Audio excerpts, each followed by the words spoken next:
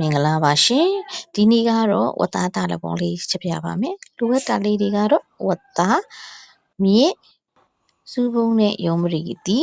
ပင်စိမ့်နဲ့ငရုတ်သီးစိမ့်လေးတွေပါအရင်ဆုံးငပိလေးကျို့မယ်ပြီးတာနဲ့ဆန်လေးတွေကိုထောင်းထားပြီးတော့ဆန်မှုကလေးလှုပ်ထားမယ်နော်ပြီးရင်ဝတ်သားလေးတွေကိုပြုတ်ထားပါမယ်ဝတ်သားလေးတွေကိုပြုတ်ထားလို့2ရေလောက်ဖြစ်သွားပြီဆိုရင်ဝတ်သားလေးနူသွားပြီဆိုတာနဲ့မင်းတို့ကမြစ်ကလေးတွေကိုထည့်ပါမယ်ပြီးရင်ငပိရီလေးပါတစ်ခါတည်းထည့်ပါမယ်ပြီးတာနဲ့ဆန်လော်မုန်ကလေးထည့်လိုက်ပါမယ်ရှင်အဲ့လိုလေးထည့်ပြီးသွားတာနဲ့ကြက်ခန့်လေးရဲ့တော့ပင်စိမ့်နဲ့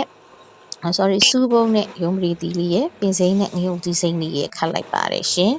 အဲ့လိုမျိုးလေးစုလာပြီဆိုလို့ရှိရင်တော့အရန်အရသာကောင်းတဲ့ဝတ်သားတာတပုံလေးရပါပြီရှင်